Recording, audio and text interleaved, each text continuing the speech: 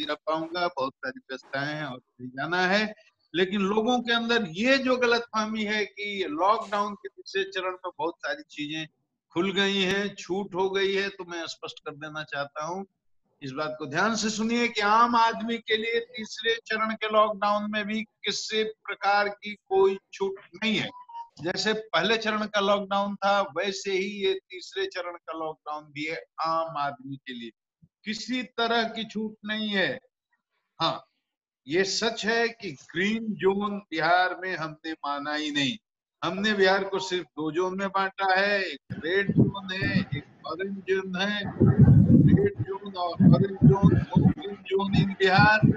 Orange zone में बहुत सारी एक्टिविटीज को अलाउ किया गया है, जैसे कृषि कार्य है, कुछ इंडस्ट्रीज हैं, सरकारी जो कार्यक्रम होते हैं, जैसे मनरेगा का कार्यक्रम हो गया, जल जीवन हरियाली का काम हो गया, जल नल योजना का काम हो गया। ये सारी एक्टिविटी शुरू होंगी सोशल डिस्टेंसिंग के नियमों का पालन करते हुए। और ऑरेंज जोन में कुछ सिलेक्टेड जरूरी सामान की दुकानें भी खुलेंगी, जैसे कंस्ट्रक्शन अलाउ है, तो कंस्ट्रक्शन अलाउ है तो कंस्ट्रक्शन से रिलेटेड मटेरियल की दुकानें भी खुलेंगी। तो जैसे सीमेंट हो गया, बालू हो गया, गिट्टी हो गया, तो वो सब अलाउड है ऑरेंज जोन में। रेड जोन में, ऑरेंज जोन में जो प्राइवेट दफ्तर हैं वो खुलेंगे, सरकारी दफ्तर भी खुलेंगे, 30% लोग आएंगे जाएंगे। ये है कंटेनमेंट एरिया में किसी प्रकार की कोई एक्टिविटी अलाउड नहीं होगी, ये जान जाए। एक जिले से दूसरे जिले में बिल्कुल नहीं जा सकते, बिल्कुल नहीं जा सकते। केवल अर्जेंट मेडिकल इमरजेंसी के केस में पास लेकर के ही एक जिला से दूसरे जिले में आप जा पाएंगे।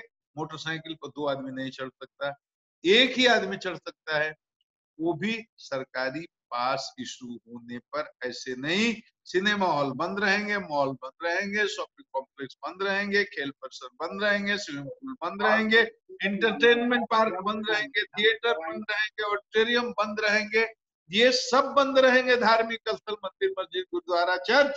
65 वर्ष से ऊपर जिसकी आयु है उसको घर से बाहर नहीं निकलना है, गर्भवती महिला को घर से बाहर नहीं निकलना है, 10 साल से कम उम्र के बच्चों को घर से बाहर नहीं निकलना है। और इधर रेड जोन में तो नाई की दुकान से लेकर सैलून, पान, गुटखा, तंबाकू, सिगरेट की सारी दुकानें बंद रहेंगी। और मैं फिर रिपीट कर देता हूं कि कंटेनमेंट एरिया में तो सब कुछ बंद रहेगा, सारे स्कूल बंद, सारे कॉलेज बंद, सारे कोचिंग इंस्टीट्यूट बंद, ये सब बंद रहेंगे। तो अब बताइए कि कहाँ फर्क है पहले चरण के लॉकडाउन में और तीसरे चरण के लॉकडाउन में। ऑरेंज जोन में केवल कुछ आर्थिक गतिविधियों को चालू किया गया है, कुछ लोगों को छूट दी गई है, ताकि इकोनॉमी हमारी पूरी तरह से ध्वस्त ना हो, उसको बचाने के लिए। तो आम आदमी के लिए तो कोई भी, अच्छा ये तो आप जानते ही हैं, आपातकालीन सेवाएं सब चालू रहेंगी, आपातकालीन सेवाएं सारी चालू रहेंगी। हेल्थ है, डॉक्टर हैं, एम्बुलेंस है, इत्यादि इत्यादि अनिवार्य सेवाएं, एसेंशियल सर्विसेज चालू रहेंगी। बिजली का, टेलीफोन का सेवा, बिजली सेवा, उसी तरह से पेट्रोलियम प्रोडक्ट की सेवा, गैस स्टेशन, ये जो जितनी एसेंशियल सर्विसेज हैं, आवश्यक सेवाएं, वो पहले भी चरण में चालू थी, दूसरे भी चरण में चालू थी, इस चरण में भी चालू रहेंगी।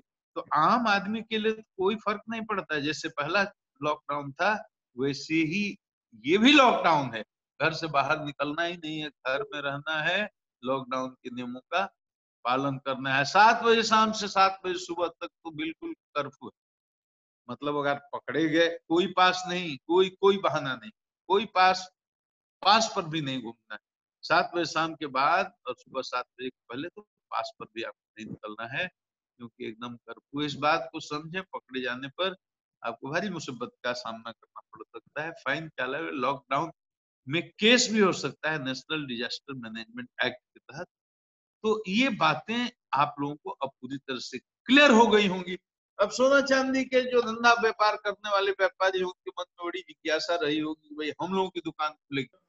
तो सच तो है कि कोई दुकान नहीं, नंबर 1। केवल ऑरेंज जोन में कुछ सिलेक्टेड आइटम्स की दुकान खोलने का निर्देश दिया गया है, वहां के जिला प्रशासन के लोग उसको तय करेंगे। कुछ दुकानें तो खुलेंगी, जैसे गिट्टी की, बालू की, बिल्डिंग कंस्ट्रक्शन से रिलेटेड जो मटेरियल है। हम लोग ये भी विचार कर रहे हैं कि मोबाइल की दुकान खोलने के लिए या कंप्यूटर की दुकान खोलने के लिए, क्योंकि ऑनलाइन बहुत कम इस पर विचार हो रहा है, वो आ जाएगा निर्णय तुरंत। लेकिन आपकी दुकान नहीं खुलेगी, ये सोना चांदी वाली दुकान खोलने की कोई संभावना नहीं है जब तक ये लॉकडाउन है। मेरी समझ ये है कि वो एसेंशियल सर्विसेज में नहीं है, आपातकालीन सर्विसेज नहीं है, इसलिए वो तो अभी खुलने की हमको कोई संभावना नहीं रही। क्या क्या नहीं खुलेगा, लोग पता क्या क्या, मालवाहक वाहन पर कोई रोक नहीं है, गाड़ी का परमिट कागज, ये सब ठीक होना चाहिए। आप कहीं से कहीं आवश्यक वस्तुओं का को ले जा सकते हैं, जा सकते हैं। खाली ट्रक की मूवमेंट को वहीं सामान गिरा कर खाली ट्रक भी आ सकता है। और गांव देहातों में दुकानें खुले रहने का आदेश है, तो लेकिन वहां भीड़ नहीं होगी, सोशल डिस्टेंसिंग का पालन किया जाएगा। रक्षा और सुरक्षा संबंधी सारी सेवाएं चालू रहेंगी, स्वास्थ्य संबंधी सारी सेवाएं चालू रहेंगी। पुलिस बंद कभी होता नहीं, जानते हैं, पुलिस विभाग तो खुला रहेगा, कारा विभाग खुला रहेगा, होमगार्ड खुला रहेगा, नागरिक सुरक्षा खुला रहेगा, अग्निशम खुला रहेगा, आपदा प्रबंधन खुला रहेगा, एनआईसी को खुला रहना है, कस्टम को खुला रहना है, एफसीआई खुला रहना है, एनसीसी को खुला रहना है, नेहरू युवा केंद्र खुला रहना है, नगर निकाय खुला रहना है। ये सब चीजें हैं, लेकिन रिपीट करता हूं तीसरी बार, आम आदमी के लिए कोई भी छूट नहीं है, कहीं नहीं जा सकते, सिंपल बात है, इस बात को समझने की जरूरत। तो हम आप लोगों को ये स्पष्ट कर देते हैं कि पहले चरण की तरह ही लॉकडाउन ये भी है, ये आपकी मतलब की बात है। और कोई सवाल हो तो आप पूछ सकते हैं। सर, एक है हमारे कमलेश कुमार जी हैं, कमलेश कुमार सिंह जी भागलपुर से। अभी आपने मोबाइल की बात किया, तो वो all India retail mobile association से हैं। कृपया कमलेश भाई पूछिए, आप अपनी बात क्या पूछना चाह रहे थे सर से। कमलेश जी, आप अपने आप को अनम्यूट कर लीजिए। हाँ, अनम्यूट कर दिया। डीजीपी महोदय जी, जय हिंद। मैं Kamlesh Kumar Singh, all India mobile retailer association Bihar को रिप्रेजेंट कर रहा हूँ। माननीय महोदय जी, जैसे कि आपने कहा, आपने इतनी अच्छे तरीके से पूरे हमारे देश बिहार को इतने अच्छे तरीके आपने संभाला है, हम आपके बहुत आभारी हैं। आपने हम लोगों की जिस तरह से रक्षा की है, हमारी आपसे बहुत उम्मीद है कि आपने जो दुकानें नहीं खोलने का निर्णय लिया है, हमारे ही लिए लिया है, और हम उसका पालन करेंगे, ये आपको हम अपना ये वचन भी देते हैं। लेकिन हमारे मन में एक शंका है कि हमारी दुकानें बंद रहेंगी लेकिन ई कॉमर्स की दुकानें खुली रहेंगी, ये कितना उचित है?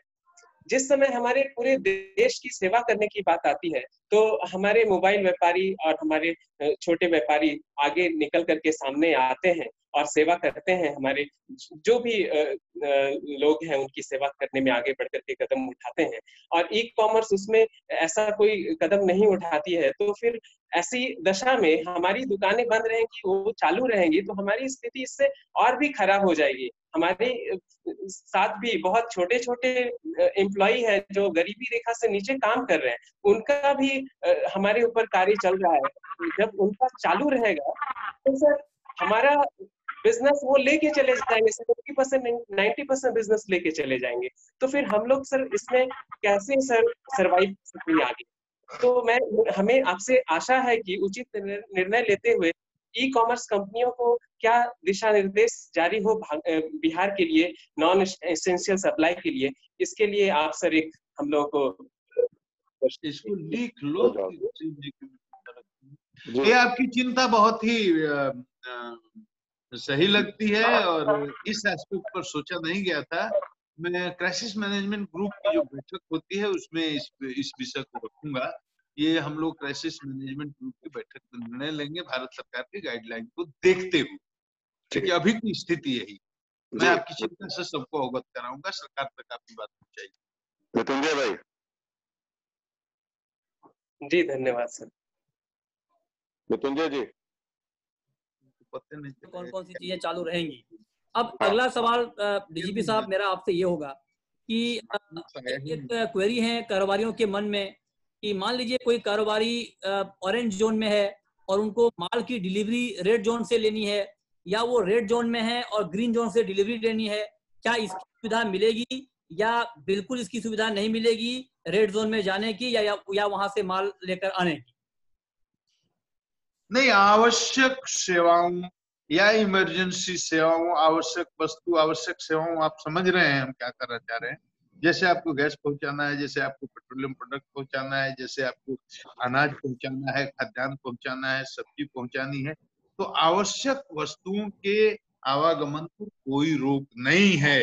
ये आपको मैंने पहले भी बता दिया है, वो पहले चरण में भी नहीं था, अभी भी इस चरण में भी नहीं। इस बात को समझना चाहिए। लेकिन जो आवश्यक वस्तुएं नहीं हैं, उनका परिवहन अभी फ्री नहीं है। ठीक है। अशोक जी, मेरे ख्याल हमारे साथ अभी भरतिया जी हैं, जो नेशनल प्रेसिडेंट हैं हमारे के उनका, क्योंकि लगातार कारोबारियों की समस्याएं हैं, लंबे समय तक दुकानें बंद रही हैं, कारोबार के फ्रंट पर क्या दिक्कतें हैं और कारोबारियों के सिक्योरिटी के फ्रंट पर क्या दिक्कतें हैं, इसके ऊपर भरतिया जी कुछ प्रकाश डालना चाहेंगे। भरतिया जी, ओवर टू यू। अशोक जी, भरतिया जी शायद नहीं है, बट प्रवीण जी हैं? नहीं, वो ड्रॉप हो गए शायद। सत्यभूषण जैन जी पूर्णिया से भोला सा। एक मिनट बोला जी, एक मिनट। सत्यभूषण जैन जी हैं। सत्यभूषण जी, हेलो हेलो, सत्यभूषण जी। दूसरे को मौका दिया जाए। हरकेश मित्तल जी हैं अभी? हाँ जी, हाँ जी, हाँ जी, हाँ जी। हरकेश मित्तल जी हमारे कैट के बहुत वरिष्ठ पदाधिकारी हैं, तो भरतिया जी की अनुपस्थिति में मैं चाहूंगा कि वो इस प्रश्न पे हमको थोड़ा सा गाइड करें। डीजी साहब, आपको नमस्कार करता हूं। आपने पहले जो भी बताया हमें बहुत अच्छा लगा। हम ये व्यापारियों के लिए पूछते हैं, अभी जिन लोगों के सीमेंट के गोडाउन है, जिनके गोडाउन में सीमेंट 1.5 महीने से पड़ा है, जब उनका सीमेंट खुलेगा उस वक्त उनका सीमेंट जो है जम जाएगा बोरियों में, तो उसके लिए हमें क्या गाइडलाइन देंगे, उसके बारे में एक बताइए। देखिए, मैं आपको स्पष्ट बता देना चाहता हूं कि कंस्ट्रक्शन की एक्टिविटीज को अलाउ कर दिया गया। ये बात आप अच्छी तरह समझिए। सरकार ने कंस्ट्रक्शन की एक्टिविटी को अलाउ कर दिया है कंटेनमेंट जोन को छोड़ करके। तो सीमेंट का और गिट्टी का और बालू का और ईटा का आना जाना, बिकना, ले जाना, इस पर किसी प्रकार का प्रतिबंध नहीं होगा। तो आप अभी से ये शुरू हो जाएगा, ये आदेश हो गया। अब आपके यहाँ जिलाधिकारी लोग करेंगे, ये फैसला भी हो गया। तो सीमेंट हो गया, बालू हो गया, गिट्टी हो गया, ईटा हो गया, तो इसका लार्ज स्केल पर आना जाना, क्योंकि निर्माण में इन सामग्रियों की जरूरत पड़ती है। कंस्ट्रक्शन के काम में जिन जिन सामग्री की जरूरत है, उन सबकी दुकानों को खोलने का आदेश दिया। तो उसमें गिट्टी भी है, बालू भी है, सीमेंट भी है, छड़ भी है, लोहा भी है, वो सब चीज जो जरूरत आता है, छोटी छोटी चीजें भी जो बिल्डिंग में लगती है। सर, एक कोई बात और कंफ्यूजन नहीं है, कंस्ट्रक्शन की एक्टिविटी चालू रहेंगी, तो आपको कोई घबराने की जरूरत नहीं है। डीजीपी साहब ने क्लियर कर दिया है, बहुत सारे लोग जुड़े हुए हैं, बहुत से कारोबारी हैं। एक क्वेश्चन सर, एक जो बिहार के लोग बम्बे और बेंगलोर में फंसे हुए हैं, वो आना चाहते हैं, उसके लिए क्या करना पड़ेगा, कैसे हो सकता है? दो बातें हैं, इसको समझिए। अभी भारत सरकार की गाइडलाइन के अनुसार छोटी गाड़ियों को आने जाने को अनुमति नहीं है। जैसे फंसे हुए हैं, तो आप छोटी कार ले जा करके या स्कॉर्पियो या फॉर्च्यूनर लेकर के उनको लेने आने जाना चाहेंगे तो उसके लिए आपको पास नहीं मिलेगा। और ये बात, लेकिन जो सामूहिक जो पब्लिक ट्रांसपोर्ट शुरू हुआ, वहां से बस लेकर के ग्रुप में या वहां पर उस स्टेट में एक नोडल ऑफिसर, नोडल एजेंसी बना है, जिसमें रजिस्ट्रेशन करा के सूचना दे करके और ट्रेन के माध्यम से आम पैसेंजर की तरह आप आ सकते हैं। जैसे सारे लेबर आ रहे हैं, सारे स्टूडेंट आ रहे हैं, वैसे कोई भी बिहार का आदमी जो बिहार फंसा है वो आ सकता है। स्पेशल यहाँ से गाड़ी ले जा करके कोई ले आए, इसकी अभी थैंक यू, बहुत बहुत धन्यवाद। ये क्लियर हो गया। चलिए अब एक एक करके सवाल लेते हैं। हमारे साथ शशि शेखर रस्तोगी हैं, पटना से हैं, सवाल पूछना चाहते हैं। आपको आवाज आ रही है शशि शेखर जी?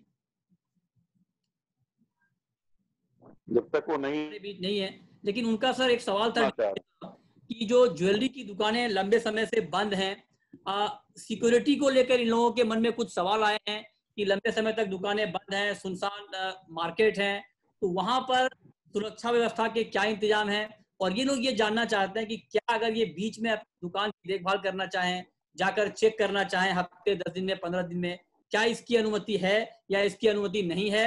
और आप ये आश्वस्त करना चाहेंगे कि सिक्योरिटी के फ्रंट पर कोई दिक्कत नहीं है, उनकी ज्वेलरी, उनका गोल्ड, उनका गहना बिल्कुल सुरक्षित है उनकी दुकानों में।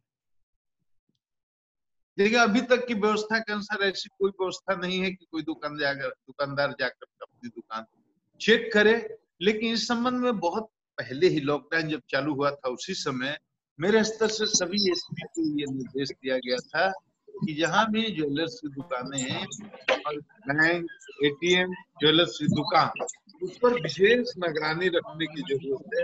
आज फिर से मैं सभी एसपी लोगों को बोलूंगा, हमने के बिहार के जितना रिटेलर एसोसिएशन वो डीजीपी के साथ चलो था मीटिंग, कोई माइक भी बोल देता है। आज फिर पुनः पूरे एसपी लोगों से ये रिक्वेस्ट किया जाएगा कि सोना चांदी ज्वेलर्स की दुकानों को विशेष सुरक्षा की जाए रात में।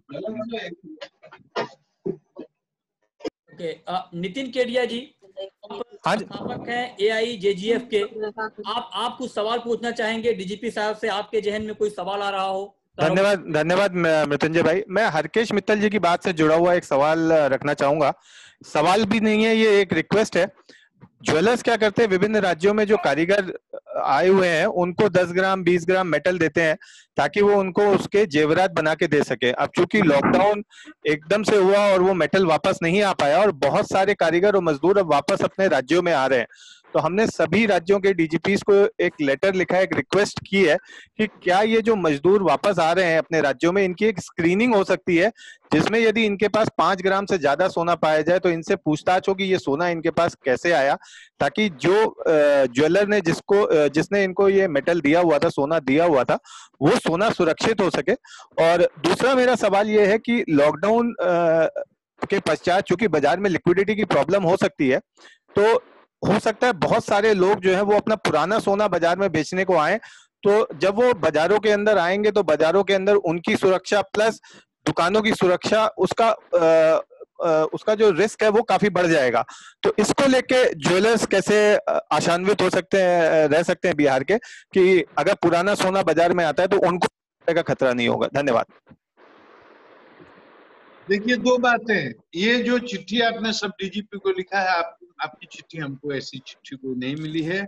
आप ऐसी अगर चिट्ठी हमको भेज देंगे तो हम अपने सारे बॉर्डर से जहां से एसपी लोग को, जो एसपी है, उनको हम ये निर्देश दे सकते हैं कि वो उसकी स्क्रीनिंग के दौरान इसको देख लें और अगर जरूरत से ज्यादा किसी के पास सोना पाया जाता है तो उससे पूछताछ करें। नंबर 1। दूसरा, बाजार में बेचने आने वाले हैं सोना, तो उसकी क्या गारंटी है उनकी सेफ्टी सिक्योरिटी की? ये सवाल अभी इरिलेवेंट है, क्योंकि अभी जब तक लॉकडाउन है तब तक न सोना कोई खरीदने जाएगा और दुकान ही नहीं खुली है तो कोई बेचने कैसे जाएगा।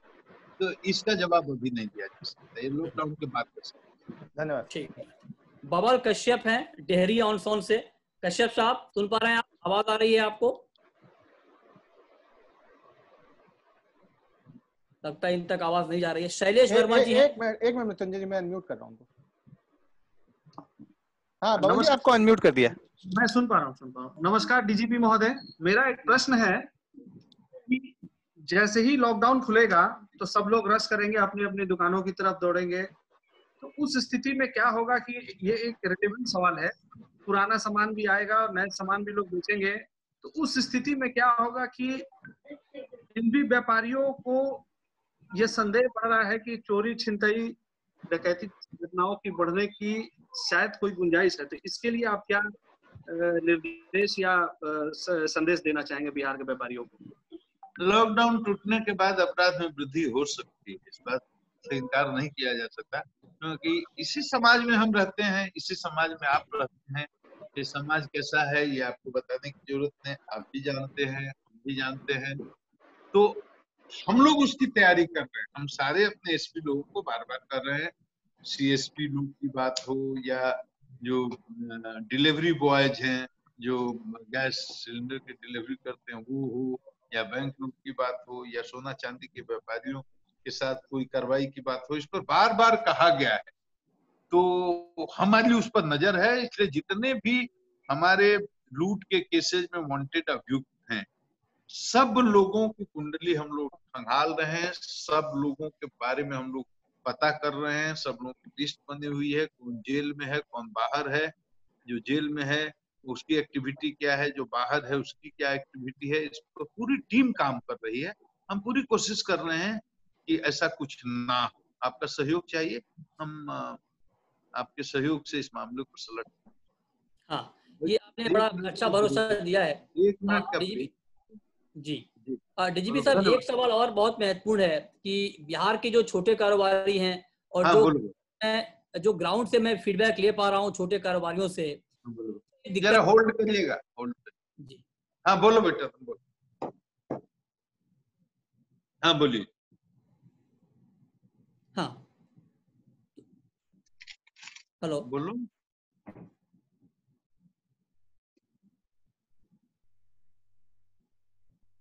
नहीं मतलब बताओ ना क्या पूछना था। तुम 2 मिनट के लिए खाली है, 2 मिनट में करना है तो करा लो, बोलो, जोड़ दो।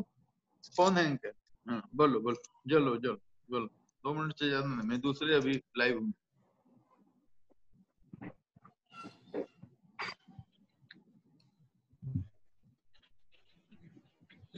सर नमस्कार, मधेपुरा से कन्हैया कुमार बोल रहा हूँ। 1 मिनट करिए जी, 1 मिनट।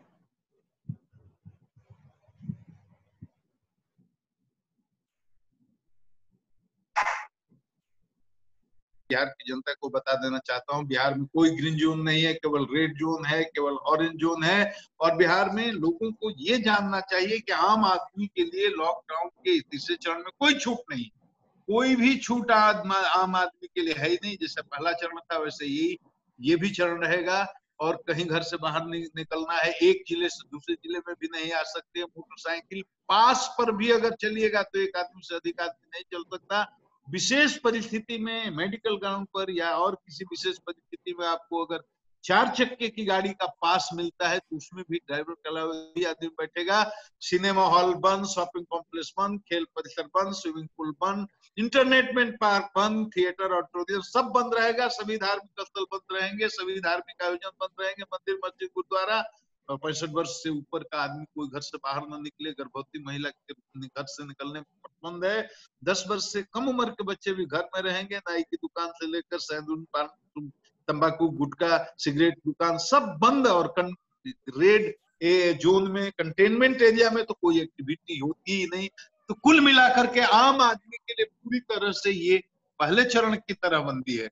और जो और ऑरेंज जोन में इतना ही फर्क है कि वहां हम लोगों ने कुछ आर्थिक गतिविधियों को चालू किया है। कुछ प्राइवेट ये दफ्तर भी खुल गए हैं, प्राइवेट कंपनी के जो ऑफिस है उसमें 3% 30% से ज्यादा आदमी को आना जाना नहीं है। लेकिन वो विकास के काम अब शुरू हो गए हैं, जो जल जीवन हरियाली हो गया, मनरेगा हो गया, इस तरह से कंस्ट्रक्शन के काम, वो सब काम अभी ऑरेंज जोन में शुरू हो जाएंगे। गिट्टी, बालू, सड़क, ईटा, इस सब्जी की दुकानें, जरूरी सामानों की दुकानें, ये सब खुल जाएंगी। और इसके अलावा और कोई छूट नहीं है। तो लॉकडाउन, पूरी तरह से लॉकडाउन अभी भी है तीसरे चरण में भी आम आदमी के लिए। 7 बजे शाम से 7 बजे सुबह तक का कर्फ्यू है, उसमें कोई पास पर भी नहीं घुस सकता।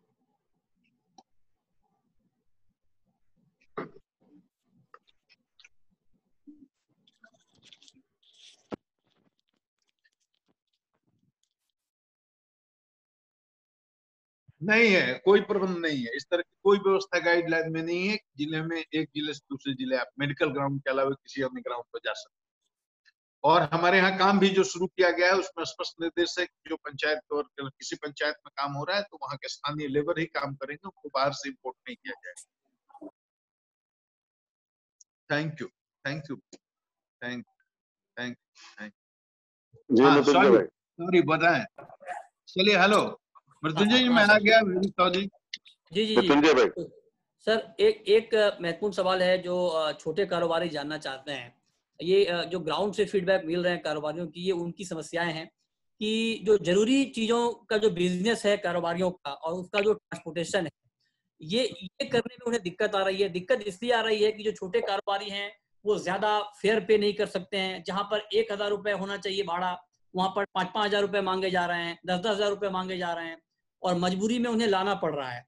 क्या इसे चेक करने के लिए कोई व्यवस्था आपने की है, या मान लीजिए कहीं पर अगर एकदम इरिलेवेंट क्वेश्चन है। मैं आपसे क्षमा चाहूंगा मृत्युंजय जी, समस्या तो वाजिब है, सवाल अभी जो हो रहा है वो इतना अप्रासंगिक है। हर चीज में, हर जगह जो ये लॉकडाउन हुआ है उसके चलते इतनी समस्या हुई है कि हर चीज में देखे, सब्जी जो 20 रुपए किलो बिकती थी वो 40 रुपए बिकने लगी। अब आप हमसे अगर पूछिएगा कि क्या इसको नियंत्रित करने का कोई उपाय किया जा रहा है, इसका जवाब मेरे पास नहीं है। ये एकदम वाजिब बात है कि जिस गाड़ी का भाड़ा 5,000 था उसका 15,000 हो गया। अभी तो मैं बता रहा हूँ, कोटा से कुछ बच्चे आ रहे थे जो अलाउड नहीं है, लेकिन पहले कुछ बच्चे आ गए, कुछ लोग भी आ गए, तो उन्होंने कहा कि एक गाड़ी का हम लोगों ने 40 साल, छोटी गाड़ी का हम लोगों ने पेमेंट किया। तो ये सब बातें तो एबनॉर्मल सिचुएशन है, एबनॉर्मल ढंग से एबनॉर्मल स्थितियों का सामना करना पड़ रहा है। बहुत लोग इस संकट के समय में भी मुनाफाखोरी करने का और जनता की मजबूरियों का लाभ उठाने की कोशिश करते हैं, तो वो तो एक अलग बात है। मैं समझ सकता हूँ कि समस्या बहुत विकराल है, लेकिन वो धीरे धीरे, चूंकि परिस्थिति भी सामान्य नहीं है, इसलिए धीरे धीरे ये सब चीजें जैसे जैसे लॉकडाउन खुलेगा कंट्रोल में आ जाएंगे। हाँ, अशोक वर्मा जी, आप अगर सुन पा रहे हैं तो क्या कारोबारियों की कुछ और समस्याएं हैं, कुछ और सवाल पूछना चाहते हैं जो आपके संपर्क में है तो आप पूछ सकते हैं प्लीज। नहीं, हमारे बीच में एक शशि अग्रवाल जी हैं, वो शायद कुछ पूछना चाहते हैं, बार बार वो हाथ उठा रहे हैं। जी शशि जी बोलिए। सर मैं बहुत जल्दी एक छोटा सा सवाल पूछूंगा। अभी जैसे गर्मी का सीजन चल रहा है और 24 मार्च को मिनिस्ट्री ऑफ होम अफेयर्स ने भी पंखों के बिजनेस को चालू करने का परमिशन दिया था। इसके साथ सर दो चीजें हैं, एक तो ये नीड ऑफ द आवर है, ये गर्मी के समय में ही बिकता है, प्लस एक सुनिए, हमको इतना समय नहीं, हमको बहुत जल्दी निकलना है। आपकी बात जो आप कह रहे हैं वो 100% जायज है, उचित है और बहुत ही जेन्युइन कंसर्न है। हम लोग खुद ही आज बात किए हैं, सीएम जी की बैठक में बात किए हैं, हम लोग इस पर विचार कर रहे हैं। बिजली के, पंखे के, एसी के, ये सब जितनी दुकानें हैं वो खुल जाए। अरविंद कुमार बहुत बहुत धन्यवाद। एक छोटी सी बात उसमें अगर मैं ऐड कर सकता हूं, तो अगर इस तरीके के कोई भी होलसेलर होते हैं सर, तो उनके यहाँ किसी भी तरीके का कांटेक्ट नहीं होता है कस्टमर से। तो अगर कोई भी चीज जो सप्लाई चेन के हेड पे बैठे हुए हैं, तो इवन छोटी सी गांव में अगर कोई दुकान खुलता है, तो अगर सप्लाई चेन नहीं खुल रहा है, उनका खुलना किसी काम का नहीं रह जाता। तो काइंडली सर इसको भी थोड़ा कंसिडर किया जाए कि अगर कोई होलसेलर है या कोई डिस्ट्रीब्यूटर है किसी कंपनी का, वो किसी भी जोन में है, उसके यहाँ किसी कस्टमर का आवागमन नहीं होता, वो किसी तरीके की टचेबिलिटी में नहीं आता, और अगर वो एक सेफ्टी प्रिकॉशंस को बकायदा फॉलो करे।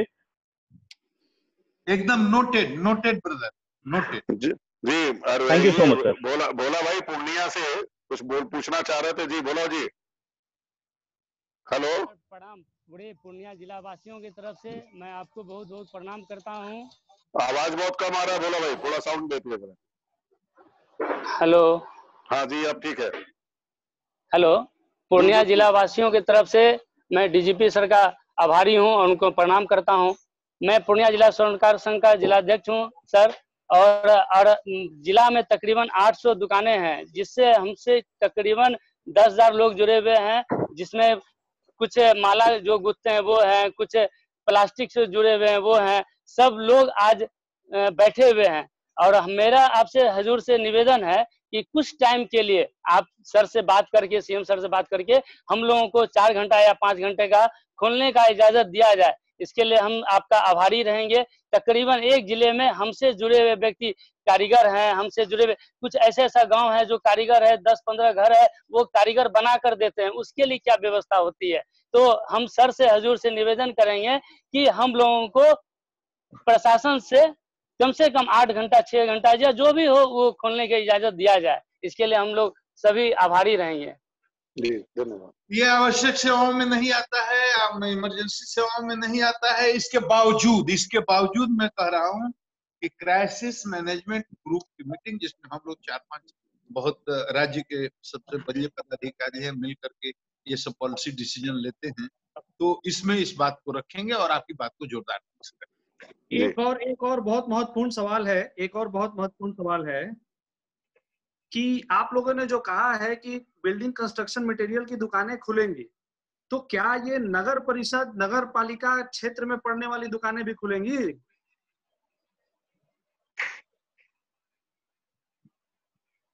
शहर के बाहर रेड जोन में तो नहीं खुलेंगी, आपको क्लियर ही है। शहर के बाहर इस मैं बता देता हूँ, इस संबंध में स्थानीय जो जिला प्रशासन है, कलेक्टर हैं, उनको निर्णय लेने के लिए अधिकृत किया गया। अच्छा, वो तय कर लेंगे कि कौन खोलना है कौन नहीं। सर मधेपुरा से कन्हैया बोल रहा हूँ जी। नमस्कार सर। सर मेरा एक 3 व्हीलर का डीलरशिप है और जो लोकल कम्युनिकेशन है माल पहुंचाने के लिए भी वो 3 व्हीलर के द्वारा ही मैक्सिमम होता है। तो और जिनकी गाड़ियां खराब हो जाती है सर, वो सर्विस करने के लिए या उस गाड़ी को ठीक करने के लिए बहुत ज्यादा प्रेशर दे के रखते हैं कि सर मेरी गाड़ी खराब हो गई है, उसको ठीक करवा दिया जाए।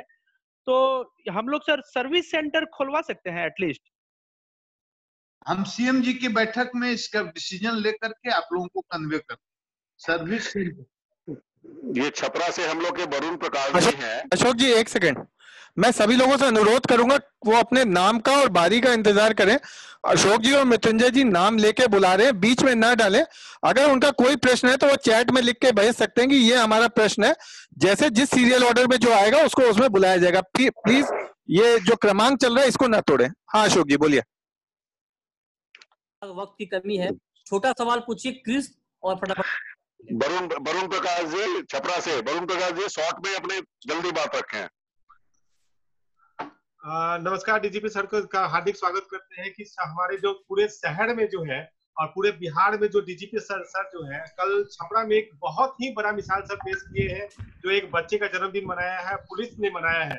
सर ऐसे महापुरुष और आपको हम तहे दिल से हम लोग प्रणाम करते हैं। और छपरा जो एसपी हैं बहुत अच्छे हैं सर, उनका जो सहयोग रहता है हम लोग में बहुत अच्छा सहयोग मिलता है सर पुलिस की तरफ से। सर उसके लिए बहुत बहुत कोटि धन्यवाद देते हैं। सर एक सवाल हम एक सवाल पूछना चाहते हैं। किनका आवाज आ रहा है?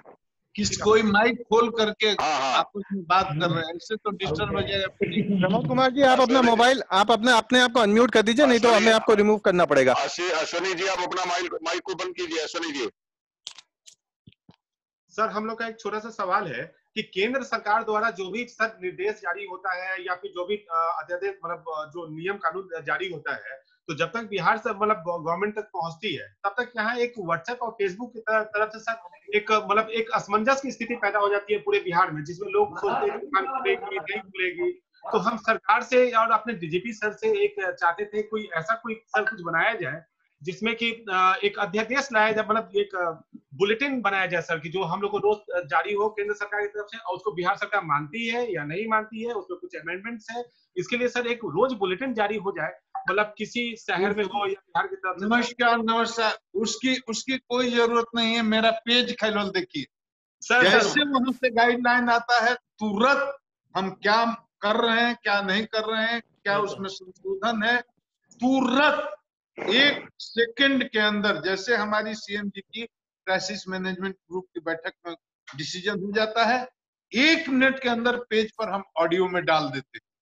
क्लिक कीजिए, आईपीएस गुप्तेश्वर पांडे पेज खोलिए, कोई क्लैरिटी कोई कंफ्यूजन आपको नहीं रहेगा। वो सब डाल दीजिए। पेज खोलिए, फेसबुक पेज खोलिए, आईपीएस गुप्तेश्वर देखिए और सारा आपको रेलिवेंट कोई कंफ्यूजन नहीं रहेगा।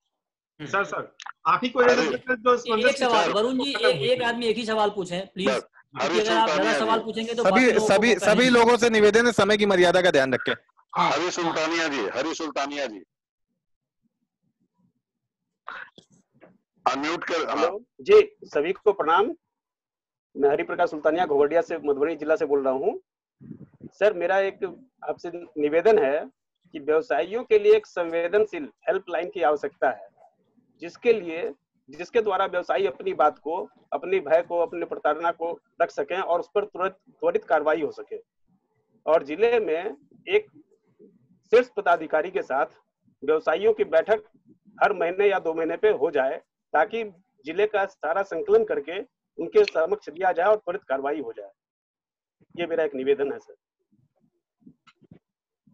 इससे भी बढ़िया व्यवस्था मैं बता रहा हूं कि आपके जितने व्यापारी हैं सब अब तो ऑनलाइन साइंस और टेक्नोलॉजी का जमाना आ गया। 2 महीना में एक बार मैं आपके लिए 2 घंटे निकाल कर दूंगा, व्यक्तिगत से लेकर व्यावसायिक समस्या जिसको जो हो। हमारे साथ हमारे पीए बैठेंगे, 3-4 आईपीएस ऑफिसर बैठेंगे, आप लाइव बोलिएगा, आपकी शिकायत नोट होगी, तुरंत जिला के एसपी को जाएगा और उसका वो समाधान करेंगे। डायरेक्ट बहुत धन्यवाद सर। ये तो बहुत अच्छा कार्यक्रम है सर। ये बात सर बहुत बड़ी बात है सर, बहुत अच्छी बात है सर। एक सवाल डीजीपी साहब, एक सवाल आपसे और है कि हम एग्जिट कर जाएंगे, बीच में बोलिएगा तो हम बाहर निकल जाएंगे। हाँ, बात सुन लीजिए, हम एक सिस्टम कर देते हैं कि हर दूसरे महीने हम 2 घंटे लाइव होंगे, 4 आईपीएस अफसर, 2 दाहिने 2 बाएं और हमारे पीए बैठेंगे।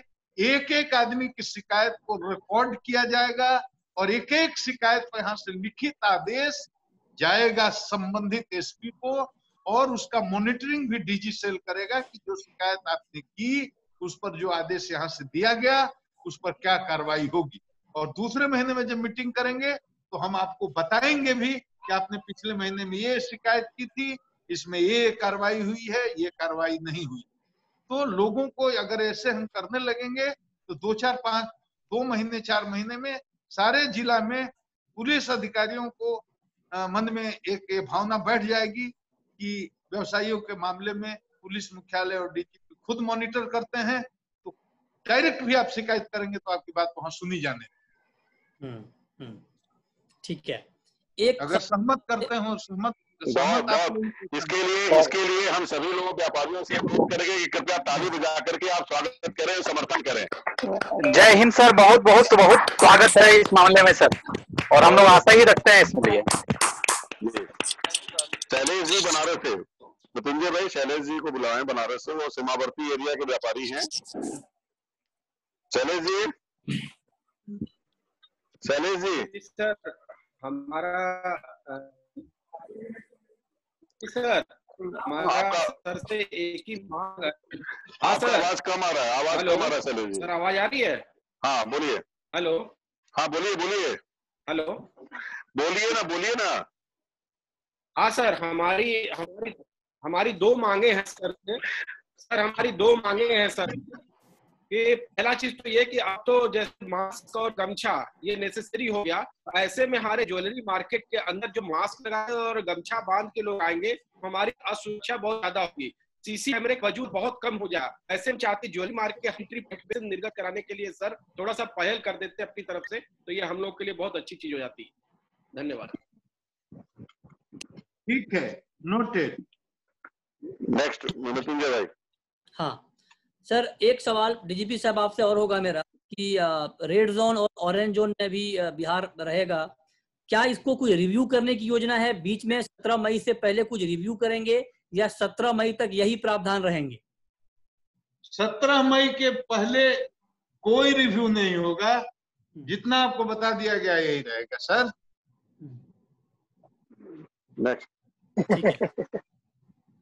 Next sir.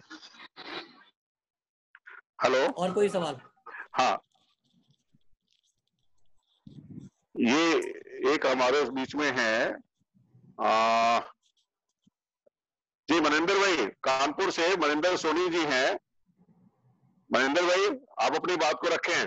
जी हाँ जी मनिंदर भाई। हाँ जी, नमस्कार सर। नमस्कार मनिंदर भाई। जी मेरा प्रश्न भी वही है कि 17 तारीख या लॉकडाउन के बाद मार्केट खुलने पर ज्वेलरी मार्केट में बहुत बड़ा रिस्क होगा।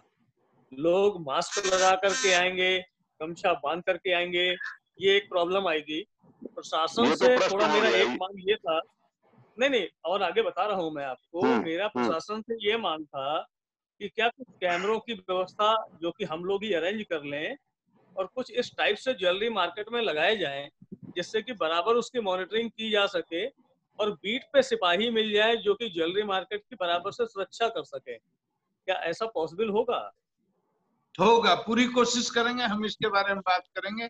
आपकी तरफ से कोई आदमी हमको अगर 17 के लॉकडाउन समाप्त होने के 4 दिन पहले हमसे संपर्क कर ले तो हम अपने एसपी लोगों का वीडियो कॉन्फ्रेंसिंग से सारे लोगों से बात करके और उनको इंस्ट्रक्शन दे देंगे। और आप लोग तैयारी करिए कि अधिक से अधिक अपनी दुकान में बाहर की तरफ और अंदर की तरफ कवर करने वाला जितना बढ़िया क्वालिटी का सीसीटीवी लगा सके तो हमको बड़ी चिंता हो जाएगी और हम वो करेंगे, आपकी विशेष सुरक्षा की व्यवस्था हम करेंगे। अश्विनी खत्री जी मुजफ्फरपुर से। अशोक जी, संजय गुप्ता जी भी जुड़े हुए हैं उत्तर प्रदेश आदर्श पेपर मंडल। एक मिनट पहले अश्विनी खत्री जी, मुजफ्फरपुर। जी सबको नमस्कार। 17 के पहले सर लीची का सीजन स्टार्ट हो जाएगा, जिसमें इंटर स्टेट ट्रांसपोर्ट की जरूरत पड़ेगी सर। उसके बारे में, आम और लीची के बारे में सर 2 शब्द अगर बताते हैं हम लोग को, कि कुछ हम लोग आशान्वित हो जाएं। प्रधान सचिव कृषि, मतलब इस पर भी बहुत विस्तार से चर्चा हुई है। कृषि विभाग की पूरी तरह से इस पर नजर है। माननीय मुख्यमंत्री जी अपने से स्वयं समीक्षा करके मेरे समक्ष उन्होंने निर्देश दिया है। आप तो बिल्कुल निश्चिंत रहें, हम लोगों को पूरी तरह से पता है कि 15 दिन का आपका टाइम होता है हार्वेस्टिंग का, लीची का। इसमें आपका ट्रांसपोर्टेशन अगर नहीं हुआ या बाधित हुआ तो आपको बहुत नुकसान हो सकता है। सरकार पूरी तरह से, संबंधित पदाधिकारी उसकी तैयारी कर रहे हैं, किसी को कोई परेशानी नहीं होगी। जी धन्यवाद। संजय गुप्ता जी।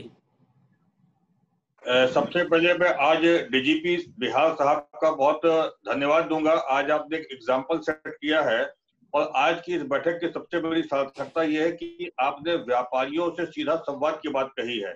निश्चित रूप से ये केवल बिहार ही नहीं, आपके इस एग्जाम्पल से पूरे देश में संदेश जाएगा, और confederation of all India traders आपकी तर्ज पर पूरे देश के सभी डीजीपी से ये मांग करेगा और सभी से ये निवेदन करेगा कि जिस तरीके से बिहार के डीजीपी ने व्यापारियों के साथ संवाद करने की बात और 4 आईपीएस ऑफिसर को बैठा करके एक संदेश देने की बात कही है, निश्चित रूप से इससे बहुत बड़ा एक बदलाव आएगा। थाने स्तर के लोगों को इस बात को लगेगा कि डीजीपी सीधे बात सुनते, तो निश्चित रूप से प्राथमिक स्तर पे ही व्यापारियों की समस्याओं का समाधान होगा। आपके इस कथन के लिए, आपके इस आश्वासन के लिए, आपके इस कृत्य के लिए UP Adarsh Vyapar Mandal, confederation of all India traders पूरे देश के व्यापारियों की तरफ से आपका धन्यवाद ज्ञापित करता है। आज आपने बहुत बड़ी बात कही है। मैं तो आप सब लोगों का सेवक हूँ, मैं तो सेवा करने के लिए पैदा हुआ हूँ। हमारा एक भी आप लोगों के साथ कोई घटना होती है, कुछ भी होता है, तो लगता है जैसे मेरे घर में घटना हो गई। मैं सोता नहीं हूँ 2-2 दिन, खुद उसमें मिल करके, लोगों को लगा करके, एसटीएफ को लगा करके और पदाधिकारियों को लगा करके कोशिश करता हूँ कि रिजल्ट आए। और जितनी भी घटनाएं हुई हैं बिहार में, 90% केसेज में हम लोगों ने डिटेक्शन किया है और सफलता भी पाई है। आप लोगों का प्यार, आप लोगों का आशीर्वाद रहेगा। हम इसी तरह से आपकी सेवा करते रहेंगे जब तक हैं। ये आपने बहुत बड़ा काम किया, पूरे देश में संदेश जाएगा इसको। हम लोग उत्तर प्रदेश में भी इसको डीजीपी साहब से बात कहेंगे कि बिहार के डीजीपी साहब ने ऐसा किया है। ये वास्तव में पुलिस की बदलाव की शुरुआत होगी इससे। संजय भाई, इसके पहले भी माननीय सर के सहयोग से जितना बड़ा भी घटनाएं यहाँ बिहार में हुआ है, सबका निष्पादन हुआ है और अपराधी गिरफ्तार हुए हैं। और पुलिस इतिहास में पहली बार हुआ है कि 100% माल की रिकवरी हुई है। ये शायद अशोक जी मैं सुधार कर दूं, अब ये बात तो सार्वजनिक रूप से बोलने की नहीं है, लेकिन आप ही के समाज के लोग हैं तो मैं ये बता देता हूं कि 100% की नहीं, आपने लिखाया कि हमारा 18 किलो सोना गया, हमने आपको 30 किलो बरामद करके दिखाया है। वो आप अपना समझते रहिए, हमको बता भी दिया। आपने 18 किया, हमने 30 रिकवरी किया और उसको कैसे लौटा दिया, ये समझने की बात। जी बिल्कुल जी। मुन्ना जी हम लोग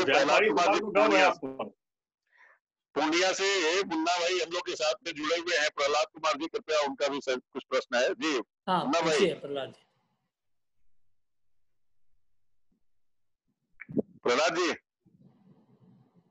हाँ सर, आप पुलिस महानिदेशक कम हमारे अभिभावक ज्यादा नजर आ रहे हैं सर आज। मैं क्या बोलूं इस बारे में। मैं जैसे कैमरा की जो बात हो रही थी, तो हम लोगों ने, हमारे जो एसपी साहब हैं बहुत अच्छे हैं, अब उनके पहल पे, पूर्णिया से मैं बोल रहा हूँ, उनके पहल पे हम लोगों ने जोली, जो हम लोग का जो बाजार है, एक छोटा सा बाजार है, उसमें ऑलरेडी हम लोगों ने कैमरा भी लगाया, बहुत अच्छी कैमरा लगाया, वो बहुत खुश भी हुए। लेकिन एक प्रॉब्लम क्या आ रहा है कि इस बीच में बार बार तार कट जाती है। कोई जो है, कुछ इस टाइप के लोग हैं तार, और मेंटेनेंस जो है सारा जिम्मा हम लोग के जिम्मे आ जाता है। तो उसके लिए सर कुछ अशोक जी अलग से इनका एकदम टिपिकल प्रॉब्लम है, इंडिविजुअल है, ये कॉमन नहीं है, सर्वव्यापी नहीं है। आप इनकी शिकायत को लिख लीजिए, हमको अलग से बताइए, अलग से हम इसमें टीम लगा करके दिखवाएंगे कौन है। धन्यवाद सर। एक मार्गदर्शन आपका और चाहिए सर। जो कई सारे लोग रहे जो सिक्योरिटी, सेफ्टी और सिक्योरिटी को लेकर काफी, मेरा सवाल यही था, लेकिन सब लोग ये सवाल कर चुके हैं। आने वाले समय में सर ज्वेलर्स, की जो स्थिति आने वाली है हमारे ज्वेलर्स का, हम चाहेंगे कि ज्वेलर्स के लिए आप कुछ गाइडलाइन दें, कुछ मार्गदर्शन करें कि कैसे वो लोग काम करें ताकि कोई भी अप्रिय घटना से निपटा जा सके। मनोबल अपना बनाए रखिए, कॉन्फिडेंस में रहिए, निरंतर संवाद बनाए रखिए। आपके एसोसिएशन का कोई एक आदमी हमेशा जुड़ा रहे, वैसे मुझे जुड़े हुए हैं लोग। मुझे कहीं भी कोई आप लोगों के साथ घटना होती है तो एसपी को सूचना मिले उसके पहले आपके ही लोगों के माध्यम से मुझे मिल जाती है।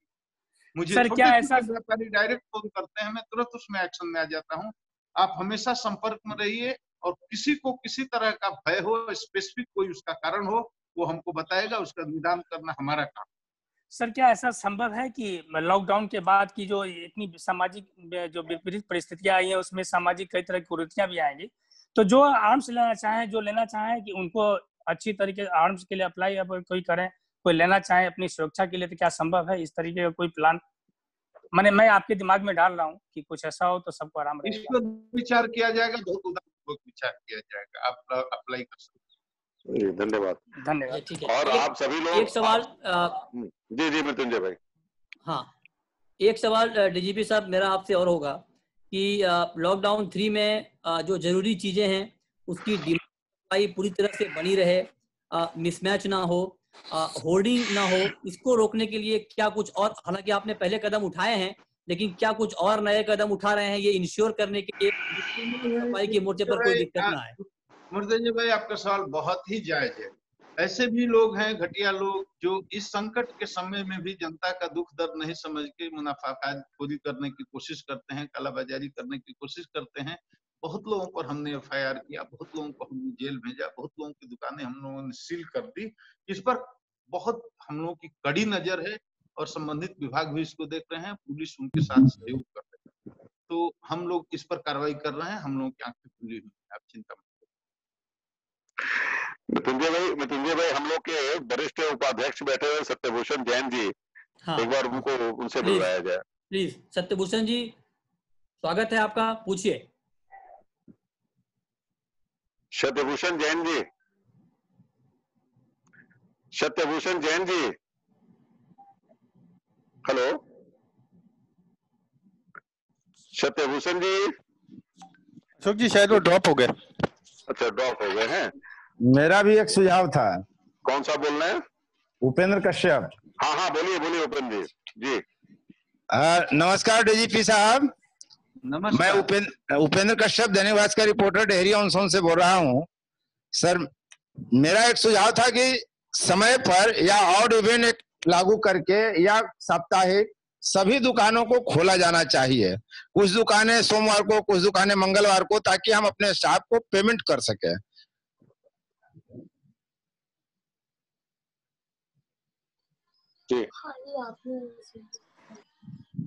शायद 12 दिन अभी नहीं हो पाएगा, लेकिन इस पर हम विचार करेंगे। हमने नोट कर दिया, सीएम जी की बैठक में रखेंगे।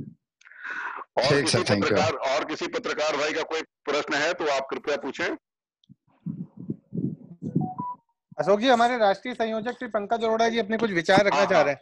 हाँ बिल्कुल बिल्कुल जी। पंकज भैया। सत्यभूषण जैन साहब तो आए, बैठे हुए हैं। नहीं, वो है नहीं। पंकज जी। डीजीपी सर नमस्कार, मैं पंकज अरोड़ा दिल्ली से all India jewellers and golden federation से हूँ। सर, हमारे ग्रुप में, व्हाट्सएप ग्रुप में देश भर के ज्वेलर सर जुड़े रहते हैं, सभी प्रमुख व्यापारी नेता। तो अशोक जी के द्वारा सर आपका हमेशा ही जब कोई घटना होती है तो उनके द्वारा डाला जाता है कि ऐसी घटना हुई, और उसमें बिहार में रिकवरी बहुत तेज होती है। तो सर मैं ये कहना चाहता हूँ कि देश भर में सबसे तेज रिकवरी आप ही के यहाँ होती है, और जो एक नाम था कि बिहार में इस टाइप के काम ज्यादा होते हैं, पर सर अशोक जी लगा शायद आज पूरे देश का व्यापारी किसी डीजीपी बिहार के अलावा किसी का नाम नहीं जानता होगा देश में, कि जितना आपका जाता है, क्योंकि आप सोशल मीडिया में भी एक्टिव है और सभी चीजें हम लोग, जबकि हम लोग दूसरे प्रदेश से हैं, पर आपके फेसबुक पेज से जुड़े हुए हैं, सारी हम लोग देखते रहते हैं आपकी। कल भी आपका वीडियो आया था, वो भी देखा। तो अशोक जी रेगुलर अपडेट करते हैं आपके बारे में, तो हम लोग को लगता है कि नहीं, आप वाकई बहुत एक्टिव है और ज्वेलर्स की वहां सिक्योरिटी ठीक है। धन्यवाद सर। सर ये हमारे गार्जियन हैं, ये हमारे गार्जियन हैं। हमको बहुत पेरते रहते हैं, बहुत दौड़ाते रहते हैं। अशोक जी को कहिए, हमको हम तो दिन रात सेवा में रहते हैं। अशोक जी को कहिए कि इसी खुशी में कम से कम हमको 1 पाव लड्डू जरूर लेकर कभी। अरे सर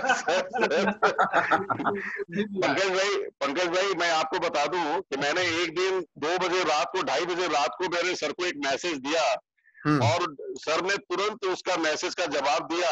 मैं तो आश्चर्य हो गया कि 2:30 बजे रात को भी सर जग करके और देश की सेवा में लगे हुए हैं। मतलब आई बिलीव कि मुझे विश्वास नहीं हो रहा था। और मैं आपको बता दूं कि हम लोग जब सिंगापुर गए हुए थे और जो घटना बेगूसराय वाली घटी थी, मैंने वहां से सर को बताया और सर वहां से अपना पूरा जो है गाइडलाइन दे रहे थे और सारा चीज हुआ। इसके बाद सर लंदन में भी गए थे तो वहां पर भी आराम में नहीं थे और हम लोग की चिंताएं इनको बराबर थी। दरभंगा के हमारे आईजी साहब नया ज्वाइन किए थे और उन्होंने वहीं से लंदन से जो गाइडलाइन देकर भेजा था। तो सर सेकेंड हैंड है सर, आपके लिए बहुत बहुत धन्यवाद और बहुत बहुत तालियां बनती है सर और सैल्यूट बनता है। अशोक जी यहाँ पे मैं एक बात कहना चाहूंगा, अगर कैट का प्रदेश अध्यक्ष रात को 2:30 बजे समस्या का रिप्रेजेंटेशन कर रहा है और पुलिस डीजीपी साहब जो है 2:30 बजे रिवर्ट कर रहे हैं, तो मैं नहीं समझता कि जो ये इसको राम राज्य के अलावा कुछ और कहा जा सकता है। आप दोनों के रहते मैं ये मान सकता हूँ कि बिहार में व्यापारियों के लिए राम राज्य जो है वो स्थापित हुआ है। बिल्कुल आप ये बात कह सकते हैं और ये सर का आशीर्वाद है जो कि हम लोगों को इतना मिला है, इतना श्रेय मिला है। एक हम लोग के बीच में जी शशिकांत प्रसाद जी हैं, फूड एसोसिएशन के बाजार समिति जी बाजार समिति से शशिकांत प्रसाद जी वो कुछ कहना चाह रहे हैं। जी शशि भाई जी आप अनम्यूट होइए। शशि जी आप अनम्यूट हो जाइए। नितिन भाई शशि जी को अनम्यूट कर दिया जाए। वो किस नाम से, उनका नाम से दिखाई नहीं दे रहा है। शशिकांत प्रसाद ये दिखाई पड़ रहा है, शशिकांत प्रसाद। हाँ आप अपने आप को अनम्यूट किए रहे ना। वो उनको करना पड़ेगा, इधर से मैं कर रहा हूँ बट वो शायद उन्होंने अपने फोन से कर रखा है। हो गया चलिए जी बोलिए शशिकांत जी। मैं ये कह रहा हूँ पटना बाजार समिति फल और सब्जी का मैं प्रेसिडेंट हूँ सर। सभी जगह फल और सब्जी का रेट बिल्कुल एवरेज है, लेकिन अभी बिहार सरकार ने 40 साल 50 साल में कोई सब्जी मंडी नहीं बनाया। सारे के सारे लोग अभी जिसके पास पूंजी नहीं है 500,000 वो सब्जी बेच रहे हैं। जितने मजदूर आ रहे हैं सब्जी बेच रहे हैं, उनको द्वारा पुलिस लोगों को रोड पे नहीं बेचने दिया जा रहा है। तो बताया उनको वो कहाँ बेचे। नहीं देखिए, हम लोगों ने एक व्यवस्था बनाई, यहाँ सब्जी की बहुत दिक्कत होती थी तो हम लोगों ने दूसरे चरण के लॉकडाउन में, पहले चरण के लॉकडाउन से अनुभव लेकर के दूसरे चरण के लॉकडाउन में ये बनाया, सभी कलेक्टर को म्युनिसिपल कमिश्नर को शहरों में ये आदेश दिया सीएम जी की बैठक में निर्णय लेकर के कि सब जितने सब्जी बेचने वाले वेंडर हैं उनकी जगह तय कर दी जाए। थोड़ा दूरी पर डिस्टेंस मंडी नहीं बना करके थोड़ा दूरी पर जगह बना दिया जाए, उनकी जगह तय कर दी जाए, वहां सोशल डिस्टेंसिंग मेंटेन करते हुए लोग जाएं। क्योंकि भारत सरकार से डीसी में भी ये बात उठी थी कि यहाँ की बात नहीं है, पूरे देश में सब्जी मंडियों में बहुत भीड़ लगती थी, उसको कंट्रोल करने के लिए कहा गया कि अलग अलग। तो वो सब समस्या है। देखिए इतनी बड़ी आबादी है, पूरे देश की 130-135 करोड़ आबादी है, बिहार अकेले 12 करोड़ है, 22 करोड़ 20 करोड़ से ऊपर यूपी है, उसके बाद 13-13 करोड़ महाराष्ट्र, तीसरा बड़ा राज्य आबादी के हिसाब से ये बिहार। तो आबादी के हिसाब से इतना बड़ा है कि ये समस्याएं हैं, लेकिन बहुत हद तक इस समस्या पर काबू पाने की हम लोग कोशिश करते हैं। सर मैं एक सुझाव देना चाह रहा हूँ सर। अभी तत्काल जितनी भी सब्जी मंडियां हैं तो रोड सब खाली है सर, सभी की रोड खाली है। जितने भी माइग्रेंट आ रहे हैं जिनके पास पूंजी नहीं है वो फल और सब्जी बेच रहे हैं, तो रोड पे भी उनको आप किनारे में दे सकते हैं कि आराम से 5 फीट 10 फीट भी आप दे सकते हैं। तो पूरा लॉकडाउन का रोड खाली है तो उसमें फल सब्जी सबको बेचा जा सकता है। ठीक है, ये नोट कर लिया, सीएम जी की बैठक में रखते हैं। हाँ जी धन्यवाद। एक मिनट सर, एक सवाल डीजीपी साहब, एक सवाल मेरा आपसे है और है कि आपने कहा कि अभी रेड और ग्रीन, रेड और ऑरेंज जोन में किसी तरह की एक्टिविटी, मतलब जो जरूरी चीजें हैं वो एक्टिविटी चलेंगी, मेडिकल इमरजेंसी में लोग आएंगे बाहर। ये जो पास लेने की प्रक्रिया है सर थोड़ा कठिन है, या फिर अगर मान लीजिए किसी के घर में अचानक मेडिकल इमरजेंसी आ जाए और तब उनको पास लेना पड़े, तो क्या इसको लेकर कुछ आसान प्रक्रिया बनाने की आप सोच रहे हैं कि अगर ऐसे हालात में पास लेना हो कि बहुत जरूरी है घर से निकलना तो इजीली पास मिल जाए? बिहार में तो बहुत आसान है। बिहार में तो आपके घर में मेडिकल इमरजेंसी हो गई, एक फोन कर दीजिए किसी भी लोकल थाना को, वहाँ के एसपी को, वहाँ के डीएसपी को, आप घर से मरीज को हॉस्पिटल पहुंचाएंगे, ऐसा हमने आदेश दे दिया है। अगर ऐसा नहीं होता है बाय द वे कि आपके घर में मेडिकल इमरजेंसी आ गई, उसके लिए और सिस्टम है। मैं केवल पुलिस ने जो व्यवस्था की वो बताता हूँ। हम तो जिसको बनारस में एक आदमी हमारा बनारस में इलाज हो रहा है, बनारस की दवा है, वो बक्सर में नहीं मिल रही है, तो हम कहते हैं कि ठीक है हम पटना से खरीद के भिजवा देते हैं, बनारस से खरीद के। हम तो दवाइयां घरों में भिजवा रहे हैं, मरीजों को घर से हॉस्पिटल पहुंचा रहे हैं। हम तो जिसको जरूरत होती है एम्बुलेंस में, वो सब कहाँ खड़ा हैं। खून की जरूरत होती है तो सारे पुलिस लाइन में हमने जवानों को रेडी पोजीशन में रखा है कि जिस भी आदमी को जिस ग्रुप के खून की जरूरत है, कहीं नहीं मिल रहा है, फटाक से गाड़ी में हमारे जवान बैठते हैं, जाते हैं, अपना खून दे करके आते हैं। आपने देखा होगा सोशल मीडिया पर हमारे थानेदार से लेकर सिपाही तक खून भी दे रहे हैं। तो कोई मेडिकल इमरजेंसी में रोक नहीं है हॉस्पिटल पहुंचने में, ये बात क्लियर होनी चाहिए। ये आपने बहुत अच्छी जानकारी दी। लोगों को, बहुत सारे लोगों को ये जानकारी नहीं थी कि ऐसे हालत में क्या किया जाए, तो उनको ये नई जानकारी मिली माध्यम से भी। कोई नहीं है तो बिहार में मैं हूं ना, मेरे को फोन करो, मैं तो हर फोन डायरेक्ट उठाता हूं। अगर फोन नहीं उठाया तो व्हाट्सएप कर दो, मैसेज कर दो व्हाट्सएप पर, मैं तुरंत आपके यहाँ 10 मिनट में पुलिस पहुंचेगी, इसकी गारंटी। और कोई सवाल पूछना चाह रहे हो? सर एक संतोष कुमार जी है मुंगेर से, कोई कारोबारी बंधु हमारे। संतोष कुमार जी मुंगेर से। संतोष कुमार जी, आप अपने आप को अनम्यूट करें। चलिए, जब तक वो जुड़ते हैं, हमारे बीच हलवाई महासभा के राज गुप्ता जी बैठे हुए हैं। राज गुप्ता जी, आप अपनी बात करें। राज गुप्ता जी अनम्यूट करें अपने आप को। आप पहले अपने आप को अनम्यूट करें। आप अपने आप को अनम्यूट करें पहले। लगता है वो नहीं कर पा रहे हैं। जी, दरभंगा से मनमोहन जी कुछ पूछना चाह रहे हैं। हाँ बताइए जी। मनमोहन सरावगी जी दरभंगा से जी।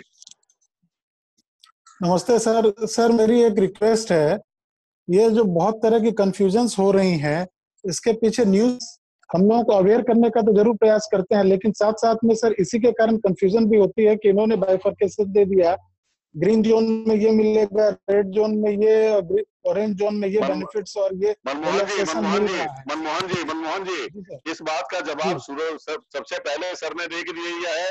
शायद आप बात में जुड़े होंगे, इसलिए जो क्वेश्चन हो चुका है उसको रिपीट करने की जरूरत नहीं है जी। नहीं सर, मैं रिपीट नहीं कर रहा हूँ। मैं ये कहना चाह रहा हूँ कि मीडिया में जो की कोई भी खबर आए तो इस पर थोड़ा सा सर अगर हम लोग ध्यान दे दें तो सर अफवाह नहीं फैलेगी सर।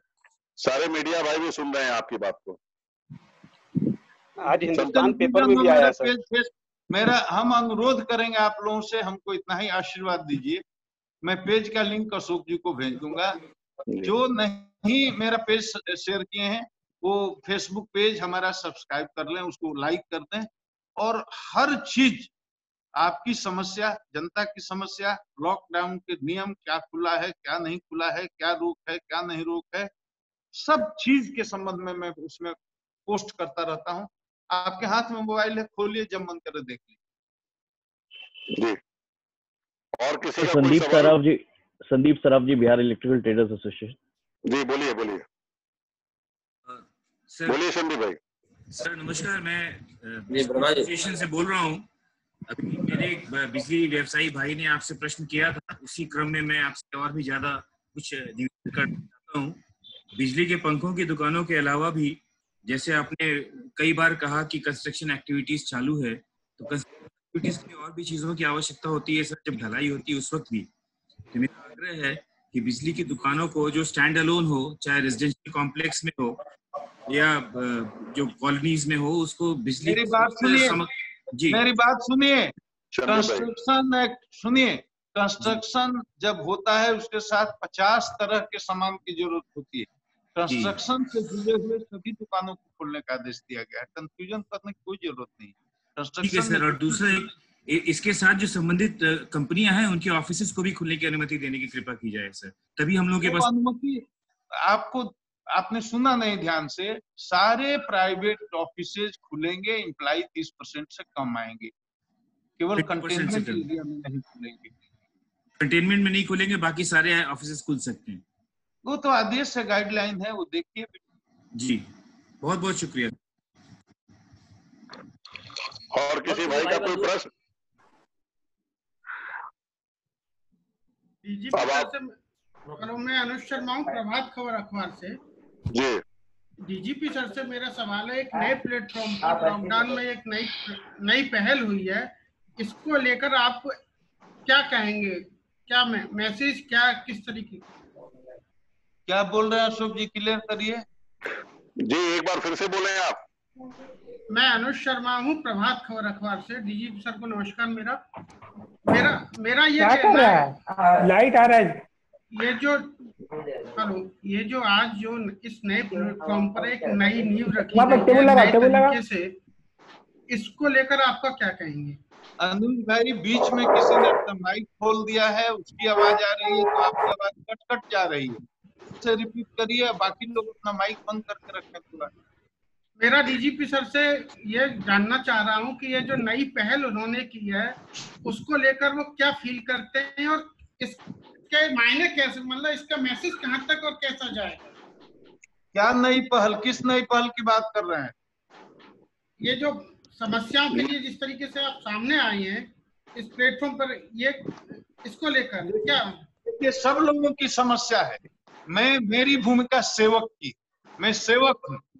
12 करोड़ आवाम है, बिजनेसमैन है, व्यापारी है, किसान है, मजदूर है, सबकी समस्याओं को एड्रेस करना जहाँ जितनी मेरी भूमिका है वो मेरी जवाबदेही है। तो मुझे जब जो जहाँ खोलता है मैं उपलब्ध रहता हूँ, सेवा में रहता हूँ। ये मेरा काम करने का तरीका है। मजदूरों की समस्या हो, किसानों की समस्या हो, छात्रों की समस्या हो, व्यवसायियों की समस्या हो, जहाँ मेरी जो भूमिका है उस भूमिका में मैं हमेशा उपलब्ध रहता हूँ। ये मेरे काम करने का तरीका है।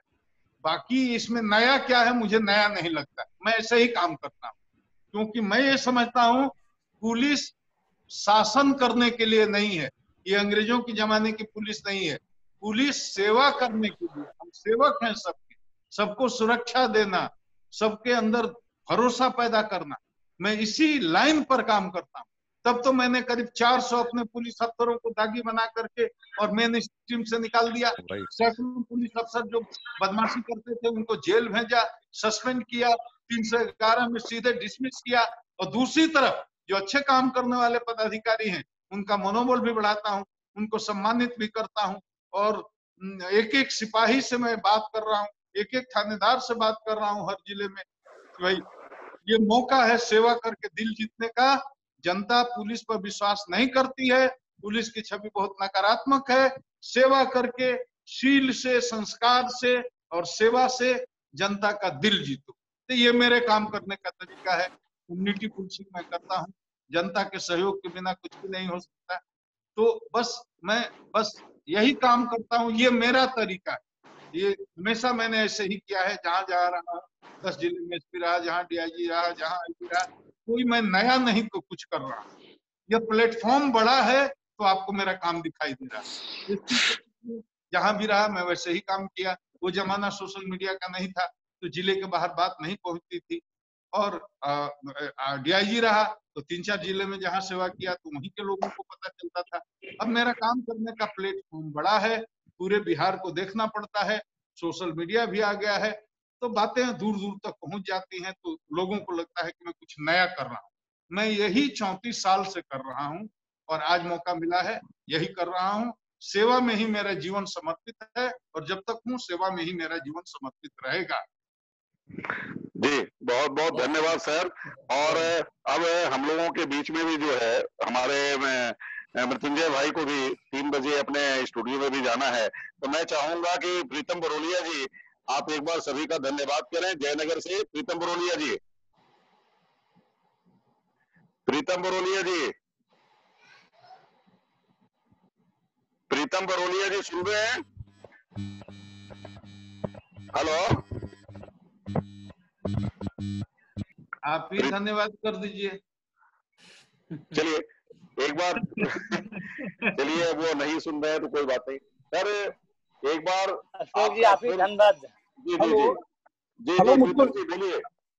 हाँ सर, सबसे पहले मैं आदरणीय और हम सभी लोग के अभिभावक पुलिस महानिदेशक बिहार का मैं धन्यवाद अदा करता हूं, जिन्होंने एक अभिभावक के रूप में हम सभी लोगों को अपना मार्गदर्शन दिया है। हम अपने बिहार प्रदेश अध्यक्ष अशोक वर्मा जी का धन्यवाद ज्ञापित करते हैं। सभी व्यापारी भाइयों को मैंने धन्यवाद ज्ञापित करते हैं। और उसके साथ मेरा एक छोटा सा आदरणीय डीजीपी साहब के लिए एक छोटा सा मार्गदर्शन उनसे चाहता हूं कि जयनगर में लॉकडाउन का सतही रूप से अनुपालन अगर हो तो उससे ये पूरा जिला जो है माने कि सुरक्षित होगा, क्योंकि हमारे यहाँ भी 3-4 कोरोना पेशेंट मिल चुके हैं। लोगों में एक भय का माहौल व्याप्त है। और दूसरा, जो पुलिस का ये इस अभियान के अंदर जो सहयोग रहा है, जिस प्रकार का उनकी मानवीय भूमिका रही है, वो अपने आप में एक ऐतिहासिक है।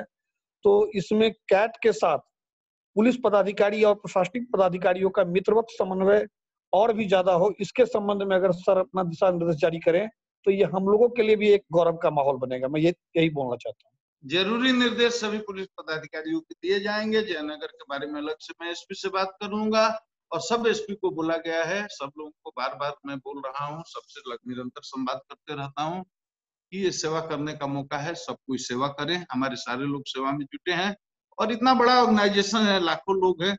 2-4 आदमी गलत भी हो सकते हैं, 2-4% गलत भी हो सकते हैं। तो अगर कोई हमारा आदमी बहुत गलती बड़ी करता है तो हम किसी को छोड़ते नहीं है, हम बहुत सख्त सजा भी देते हैं। तो अगर ऐसी कोई बात हो, किसी से हमारे आदमी से कोई परेशानी हो, बेहिचक तुरंत हमारे संज्ञान में लाया जाए, उस पर कार्रवाई होगी। लेकिन इसके साथ साथ मैं ये भी कहना चाहूंगा कि हमारे सिपाही हो या थानेदार हो, कोई अच्छा काम करता है उसकी पीठ ठोकें, उसका मनोबल भी बढ़ाएं, उसके अच्छे काम को भी हमारे संज्ञान में लाएं ताकि उसको हम पुरस्कृत कर सकें। सबको मेरा बहुत बहुत प्रणाम। सर आज पूरे 175 व्यापारी हमारे साथ जुड़े हुए हैं और सभी आपको सुन रहे, देश भर के व्यापारी और मीडिया भाई भी सभी लोग हैं। इन सभी लोगों का, और आपने पहली बार हम लोगों को पूरा वक्त दिया है सर, वरना हमेशा तो इतना समय कम रहता है और इतनी व्यस्तता आपकी रहती है कि बहुत कम समय, लेकिन आज बहुत ही अच्छा लगा सर कि आपने पूरा समय देके पूरे व्यापारियों की एक एक बात को सुना। और इसके लिए तहे दिल से confederation of all India retailer और ज्वेलर्स एसोसिएशन आपका बहुत बहुत शुक्रगुजार है। और पूरे व्यापारियों की तरफ से आपको एक बार फिर अभिनंदन, अभिवादन और बहुत बहुत धन्यवाद सर। सारे लोग जो भी ऑनलाइन है सबको मेरा आदर सहित प्रणाम। तमाम पत्रकार बंधुओं को भी, अनुज जी को भी, मृत्युंजय जी को भी, और भी जो पत्रकार भाई जुड़े हुए हैं सबको मैं बहुत ही विनम्रता के साथ आदर पूर्वक प्रणाम करता हूं। सारे व्यापारी बंधुओं को प्रणाम करता हूं। मेरे को आशीर्वाद दीजिए कि मैं आपकी सेवा कर सकूं, मेरे साथ प्रेम बनाए रखिए। आप सबको बहुत बहुत प्रणाम, धन्यवाद। बहुत बहुत शुक्रिया सर, बहुत बहुत धन्यवाद। पूर्णिया जिला की तरफ से बहुत बहुत प्रणाम।